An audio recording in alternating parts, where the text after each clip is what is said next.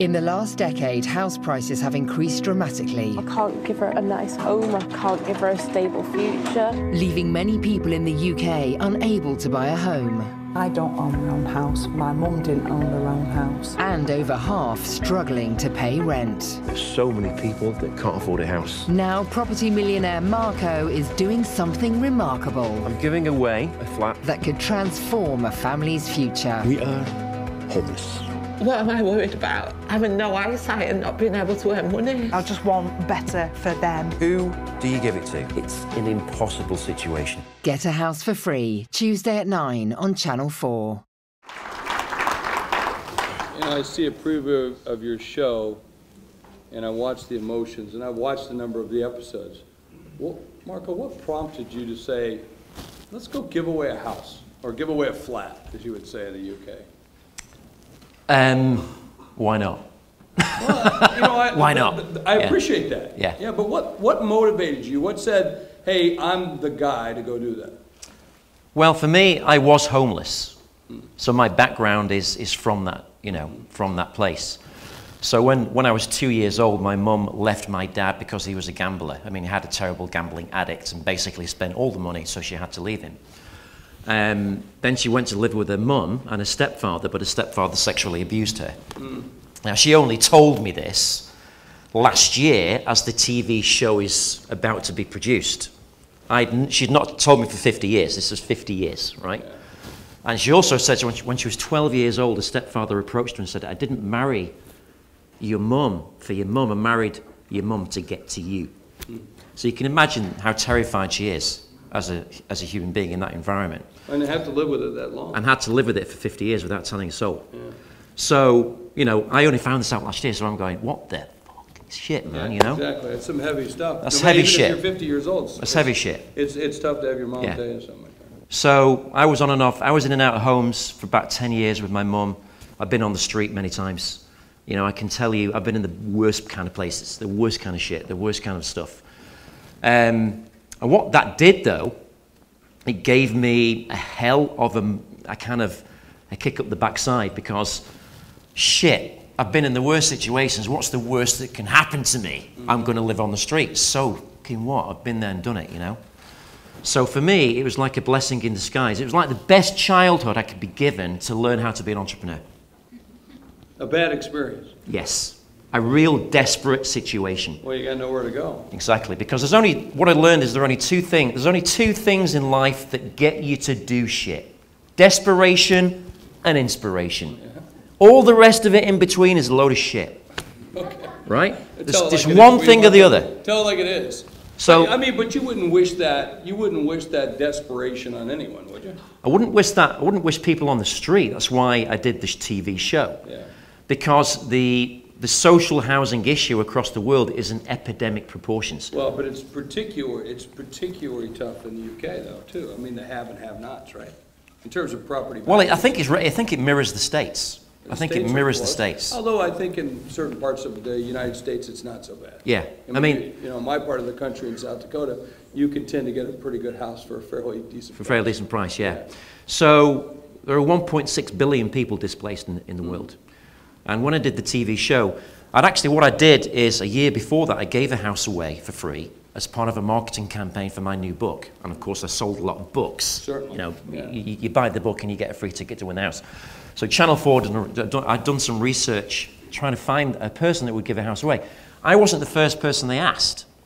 And what was I was really shocked about was they asked millionaires, billionaires, they wouldn't give a house away for free. They wouldn't give it. The best they got was a year's rent. Now, if you've got a homeless family, a year's rent is great, but what's going to happen after a year if they haven't got that income stream coming in?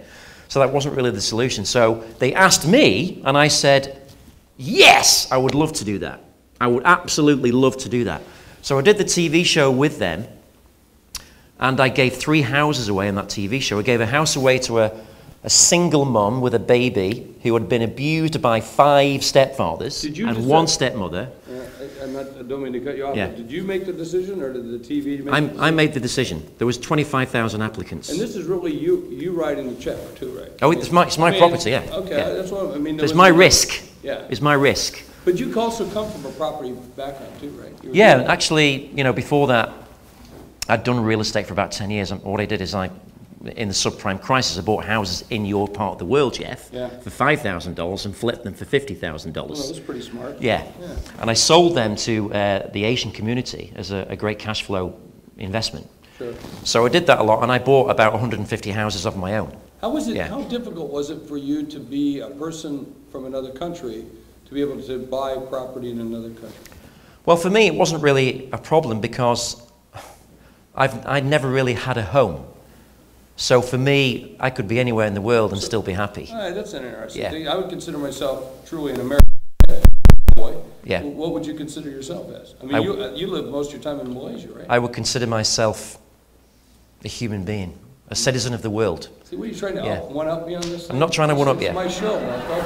It's my show. I'm making it my show now, baby. Hey, for the right price, it could be yours. Yeah, it's just because of my background. I'd never had a home. Right. So when I was able to give a home that I didn't have as a kid to someone that didn't have a home now, that for me completed a journey and gave me purpose like you wouldn't fucking believe, man. I mean, I was so driven. When I gave the house away on the last day of the filming, I had this flu came over me. My nose was running, my eyes were streaming, I couldn't speak, and I said to the producers, I can't give this house away, I can't speak. Can you please get to the pharmacy and get me some medication? And then I saw this person kind of walking around the garden I'd not seen before, and I asked who this was, and she said, I'm a psychologist, I'm here today. I said, what the hell are you doing here?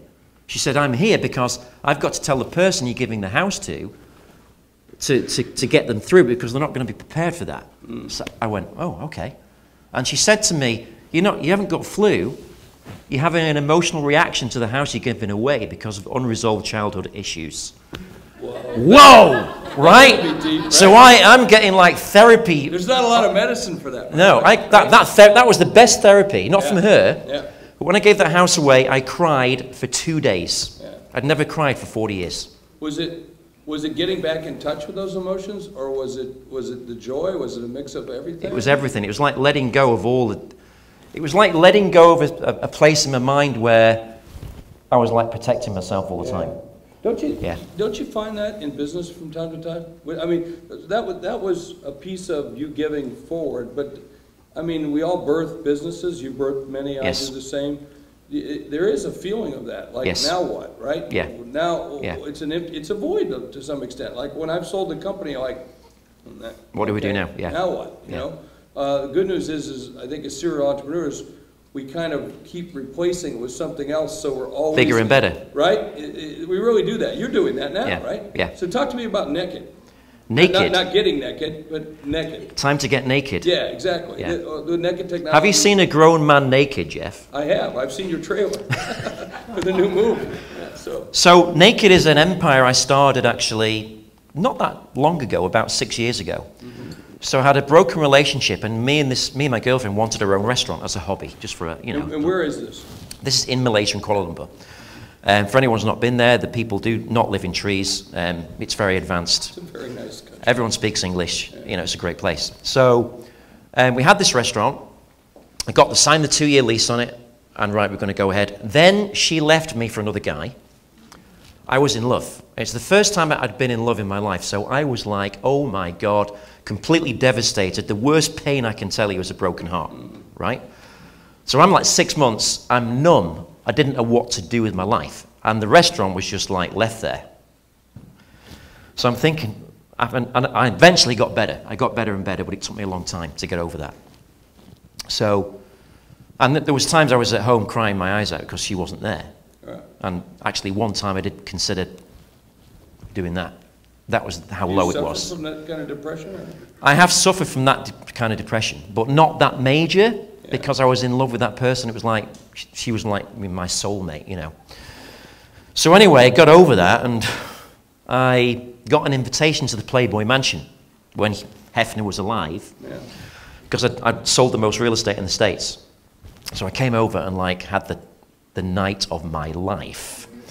All right, now, I do want to recall that. I have to tell you. Keep the story straight. It's not going to be, don't worry, I'm not going to make it X-rated. Okay. But it was like the most amazing night because it gave me redemption and validation as a man again, that I was attractive to women, you know. And I went home with the Playboy bunny that night. I didn't pay for it, by the way, but that's what happened. So it was an amazing night. And Hugh Hefner came out about midnight. This interview was taking a twist I wasn't expecting. You know, yeah, but you're kind of enjoying it, right? yeah, and I might be getting a call from your publicist as well, so it'd be great. So Hefner came out at midnight with his young wife in his smoking jacket and shook my hand, and it was just amazing. It's bizarre, but the most amazing party I've ever had in my entire life. He's genuinely a good guy. Great guy. He was a great guy. Before he passed. I know his daughter really well. She's a very good friend. I know Cooper Hefner. We're doing some business together in blockchain, actually. That's interesting. Anyway, talking about naked. So I thought, right, we're in Malaysia. It's a Muslim country. What can I call this restaurant that's going to get people's attention and that's going to get people to eat there? So I thought, fuck it, I'll call it Naked. Okay. Right? So all my Muslim friends said, you cannot call it Naked. This is a Muslim country, man. You can't do that. It's haram. Haram in Muslim means forbidden. Yeah.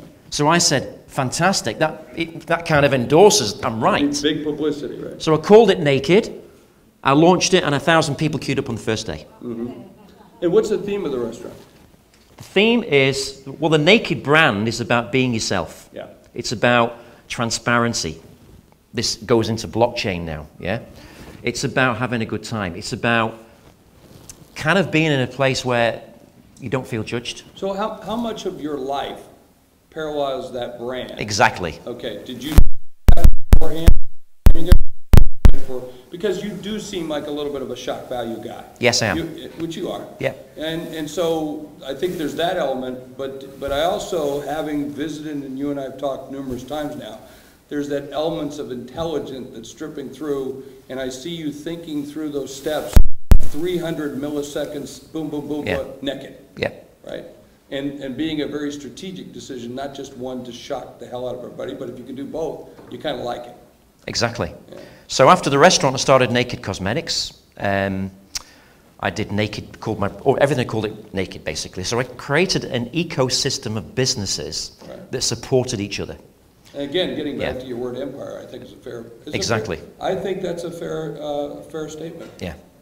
And I have my own travel company called Naked Travel. So, you know, that's a fully licensed agency. Now that could have a different twist to it too. It can. But that's what goes through people's mind, and the marketing message is very powerful. Right. So my ecosystem had all these different diverse businesses, but the businesses were strategic, Jeff, because I looked at the businesses which were growing the most in terms of consumer traffic. Travel, huge, right? Right. It was 10 trillion last year, now it's 15 trillion. So you know? why? So it seems to me you picked a little bit of a theme here, right? Yeah. So the travel, hospitality, yes. restaurants, is that where you're kind of going with it? Is it the peeling back of the facade of all that stuff, or? It's not the budget air travel kind of stuff, yeah. right? It's value, right? It's a value exchange. Experience? It's an experience. Okay.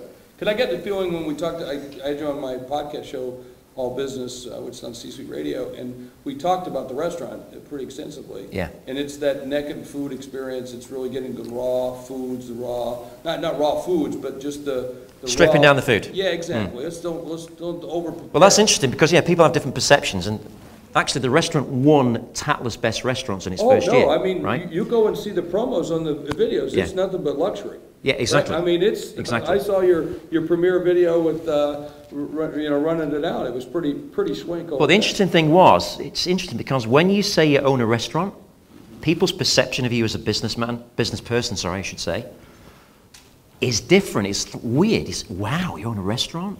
It's like, when you write a book, I'm an author. Wow, you're an author? Wow. So you kind of get this respect as you go along. Now, that restaurant was only one restaurant, but people thought I had 1,000 restaurants. So the brand is really powerful in what it can do for you. So I created this ecosystem, and then Bitcoin came along, blockchain came along. Right. I thought, what the hell is Bitcoin, right? So you guys today, I've been listening to a lot of people on the panel, great people talk about what's happening in the blockchain space. Right now it's blockchain and marijuana, right? Well, it's everything. Yeah. I mean, I think it's anything that could be applied in order to get more security to yes. to buying. So it's all about yeah. transparency, isn't it? Yeah, that's a good word. That's actually a better word than security. Yeah. Because it's not always going to be secure. Because yesterday, just in the news, there was billions of dollars hacked out of a crypto fund. billions, Yes. billions of dollars Yes. out of a crypto fund. So that, I don't know if security is the right word, but I do like the word transparency. Well, yes, I mean, that's an oxymoron because actually Bitcoin has never been hacked. It's only the exchanges because the exchange security has not been the blockchain security it should have been, right? And I'm starting my own exchange. Guess it was called Naked. There you go. Well, so transparency is what people want now. Well, they want to go to buy a product. They want to know they're getting value.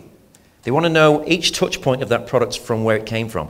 They don't want to know they bought a product that was made in India by a kid that's 10 years old that only costs $2. So blockchain uncovers that. You know, blockchain is like the truth serum, right? Bitcoin's the red pill. Blockchain's the truth serum. But it also, blockchain also gives you the ability to do many more transactions quickly, Absolutely. layers the technology, and there's a lot more that's to it, and that piece of it. So I'm curious, all right, property, Yep. real estate, speaking, Yep. author, you know, entrepreneur. Which label do you like the most? There's so many, isn't there? Yeah, I mean there is, but that's I don't I think see that as a problem because I think we're made up of many cells. Why can't we made up of many titles? Yeah, and I agree with you completely. I know when people ask me what I do, that's my most difficult challenge. Yeah. Where do I start? You know, but I that's now I'm great. a grandfather because that's what Yeah, I'm that's proud cool. of. That's cool. Yeah. Yeah, and then people find out and uncover the layers. Yeah. You know, so many things, but it's like, so what? Who cares? You've got to do what you love to do. And because I built this ecosystem, everything I loved to do, as well as serving people, it kind of fits together. And that's where the philanthropy came. Well, I want to get back to the philanthropy because Yeah. it's very unique. And you know, a person I evaluate or that I really appreciate a lot in my life is my children. And my son is also a pretty smart guy and read the white paper, says the best white paper he's ever read. Wow! Which is pretty impressive. I like it. Because it takes a lot to impress him, and I was very impressed by that. Yeah. Which then prompted me, I got to read this now. But, you know, the other piece of it with that, though, is you said, well, I found out about blockchain. What was your process then for you to move from all the other labels you had before and being a real expert in property and the things that you were doing, and of course now philanthropy because the property led you to the philanthropy, Yeah. right? I mean, it led to the wealth. It did. The creation from there led Yeah. to that. So we'll get back to that. But then what process did you do yourself? Because you don't seem like a guy that has a high attention span. And I say that very respectfully. Right? So what did you... Because of the Playboy Mansion story, was it? No, there's a lot. No, many of the stories, quite frankly. But what did you do to immerse yourself into to become the expert so that you could write the white paper, create the exchange, and leads me to believe I want to give you money? Yeah. Well, one thing I've always been good at is speaking on stage to audiences, right? So I thought, how can I own the blockchain space? What can I do? And what I like to do is, if I'm going to do something new, think about me. If I'm going to do something new, I want to be the best. I want to be up there. I don't want to be like, you know, average. So it's very important for me to do as much research as I could to find out what is it really all about? Who's in this space? What's the technology all about? Because I am not, you know, a technical guy, but I understand it. But if you want me to explain the hash keys and all that kind of stuff, no, I'm not going to be able to explain it very well because I don't understand it in that respect. I understand it fundamentally, and that's the most important thing. And what a lot of people make the mistake of is they kind of complicate stuff if they don't have to. Blockchain is just a transparent way of making transactions. That's it, right? So, where was I? So, what was the question again? So it's okay. Yeah. What did you do to immerse yourself into it? Well, I basically started my own currency called Naked Dollars. Mm-hmm. And I basically put all of my businesses into my cryptocurrency so my customers could use Naked Dollars to buy cosmetics, buy travel, go to my restaurants. And how are they doing all that kind of thing? thing. Have a naked credit card or what? No, they have the currency. They bought the currency, and they have a wallet, right? And they can just spend it in my businesses and my ecosystem. And now I've got ATM machines. I've got naked ATM machines. How big is that? It's actually big, but it's not that big yet. Yeah. It's growing. Yeah. And you know, the people that bought the currency enable it to grow even more. There were some people today that mentioned if you're keeping 30% of the funds, then that's really bad. But actually, you've got to develop the businesses. You've got to, if people are investing in you, you've got to allocate that money to develop the brand, create the duplication processes, create the franchise and stuff like that. So that's what I was able to do. I was able to scale it. Is there anybody that you model after? I would say, you know, it's not just one person. I would say, if any, who are a few of them? Definitely Tesla. Yeah. Definitely Tony Robbins. Richard Branson, some of it. Yeah, some of I it. can see some elements, not because you're just British, but because... Abraham Lincoln is one of my role models. Why? Because of his value system. Right? So I look at people's value systems and go, do I want to be in bed with this person? Do I want to partner with this person? Because I'm fiercely loyal. So I want to be with someone that has the same values as me in terms of philanthropy, you know? Because to be honest with you, it doesn't go well all of the time. It actually goes really, there are some real disasters, I can tell you. Even my own family want it ripping me off for one, you know? It doesn't go well all the time. You are going to make mistakes, you are going to fail, you are going to lose all your money. But that's part of the process. That's part of the process. Right. Yeah. Most people think that's the destination, the end, and that's just part of what happens. Yeah, but it's all experience. And you're going to fail a lot. You have to fail a shitload, yeah. Yeah, you know, a lot of people ask me, what's the biggest failure you've ever had? I don't know, I haven't had it yet, which means I'm going to have something bigger. Yeah. I know it. Or same thing with success, right? A lot of people say the same thing. What's your biggest success? And I always say, I don't know. Your biggest success is what you can learn most from that experience that gets you to the place you want to be. So tell me about the exchange. We've got a few minutes left. I want to know more about the exchange. Why create Naked Exchange, and why your exchange over anybody else's? Well, I had an issue listing naked dollars because the marketplace changed. So, for example, on Binance, one of the biggest crypto exchange, last year, 9 months ago, to list your coin was 3 Bitcoin. Now it's $3 million, right? Now, it wasn't. That's not on all exchanges, though. I mean, it's not on all exchanges. In another exchange called CoinLion, and we don't require that. You just got to be very good. Yeah, it's not all that, but it's also they're going to delist you if you don't have a certain liquidity. Right, so I was finding out they were delisting. There was no contracts. It wasn't really credible. Yeah, but there are a great number of exchanges that are doing it the right way in order to be it. It's the Wild West. It is the Wild West. Yeah. So I wanted to create something that gave people education. Number one, because if you talk to people on the street and you say, "What's Bitcoin?" they go, "I don't know." Right? People, have you traded Bitcoin? No, I haven't. Right? Would you like to? Oh, it's really difficult. No, I'm not going to do that. So you've only got 100 million Bitcoin wallets out there. Nobody knows what it's about. It is difficult. That's what I think it's interesting. The SEC here in the United States is talking about, you know, they have to protect the investors, and I'm going, do you know how hard it is to actually get an account and trade this? Yes. You have to have a lot of smarts, and it's very difficult and go through many hurdles just to get it done. So what I did a year ago, Jeff, is I started my own naked retreats.